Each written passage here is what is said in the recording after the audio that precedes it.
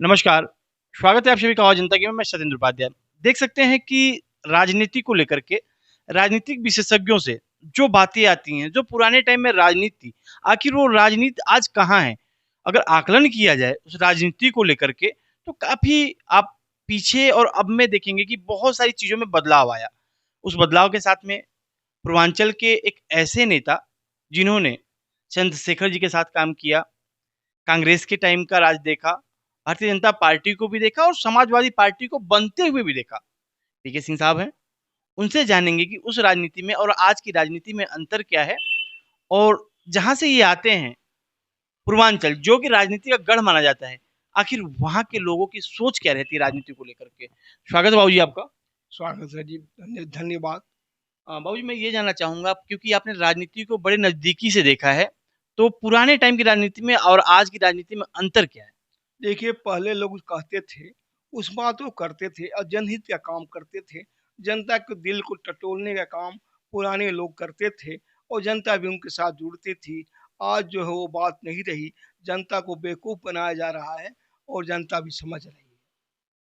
अब चंद्रशेखर जी का दौर देखा, मुलायम सिंह जी का दौर देखा, कांग्रेस को भी देखा और भारतीय जनता पार्टी को भी देखा। तो तीनों में कुछ अंतर नज़र आया क्या आपको? चंद्रशेखर जी जनता से जुड़े व्यक्ति थे। एक बात का मुझे याद है, जब वो जा रहे थे खेत की ओर, तो एक तुरहा जो है टमाटर के खेत में टमाटर तोड़ रहा था। चंद्रशेखर जी ने उससे हाथ मिला दिया, बड़ा खुश हुआ। 4 दिन तक वो जो है खाना नहीं खाया कि हमारा हाथ अशुद्ध हो जाएगा। चंद्रशेखर जी जैसा हाथ भी हाथ मिलाया है हमारे खेत में आकर के, कितनी खुशी की बात है। वो लोग खेत में खलिहान में जाते थे, जनता के दर्द को सहलाते थे, बांटते थे। वो दौर चला गया, अब वो दौर कहाँ रहा। वो ऐसी स्थिति थी, जो लोग पहुंचते थे वो कहते थे, मैदान इम्तहान से घबरा के हट न जाना, तकमील जिंदगी है, छूटों पर चोट खाना, अहले खुदा से हमको कोई नहीं शिकायत, हमने बना लिया है कांटों पर आशियाना। वो कांटों पर चल करके आगे बढ़ने की हिम्मत रखते थे, यही हिम्मत जनता को भी देते थे। ऐसे चंद्रशेखर जी थे, ऐसे वो दौर था।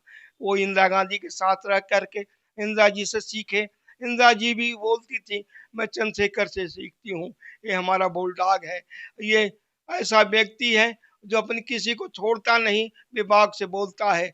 विभाग से बोलने के कारण इंदिरा जी बहुत उनसे प्रेम करती थी।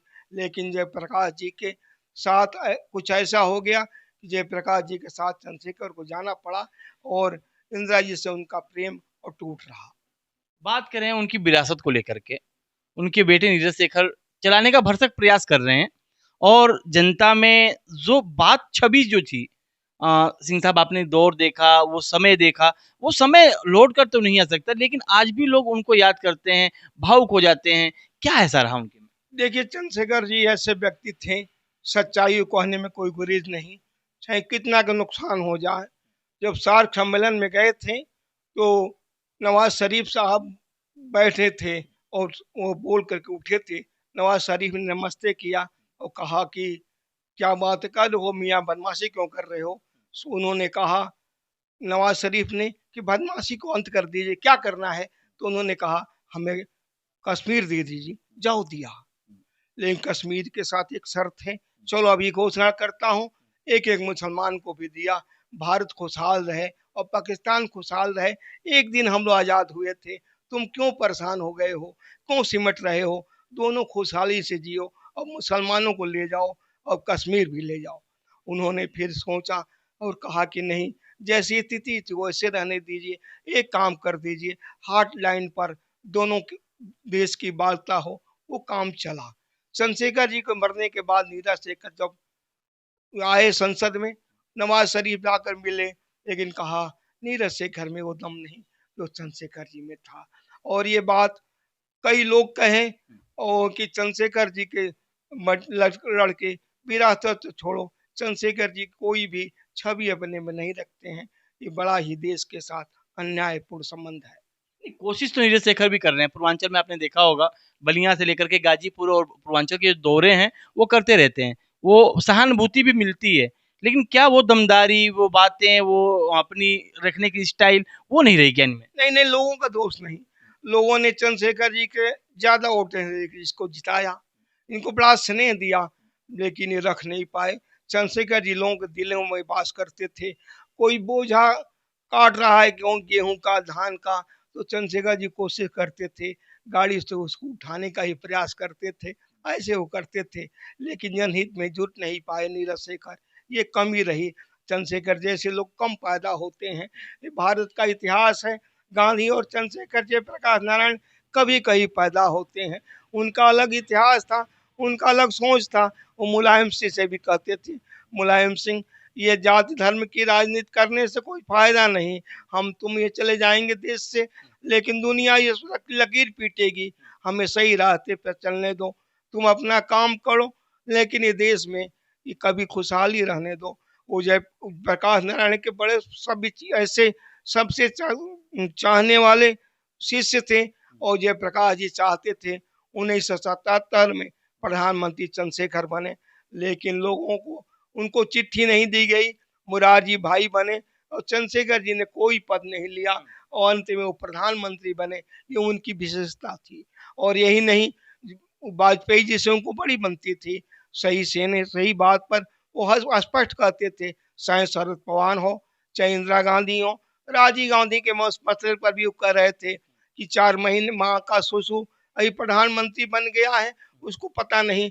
लेकिन जो बीपी सिंह और राजीव गांधी की ठनी, तो उन्होंने राजीव बीपी सिंह से कहा, ये तो बड़ा गलत बात कर रहे हो प्रधानमंत्री जी, ये स्थिति है, ये आप देख रहे हो, ये एक प्रधानमंत्री भ्रष्ट हो गया, लेकिन जिसके हाथ से फाइल गई उसी ने वो बोफोर्स सौदे की फाइल की व्यवस्था की थी, वो कैसे सभ्य हो गया, और दूसरा अंतिम में साइन किया और वो भ्रष्ट हो गया। मैं समझ नहीं पा रहा हूँ प्रधानमंत्री जी, बीपी सिंह बताइए।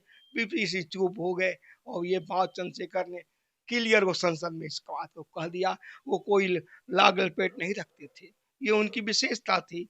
और बलिया किसी आश्रम में उनका दिल रमता था, रात में भी प्रधानमंत्री रहते वो भुंसी आश्रम में जाकर रुकते थे, जहाँ लोगों की सेवा होती थी।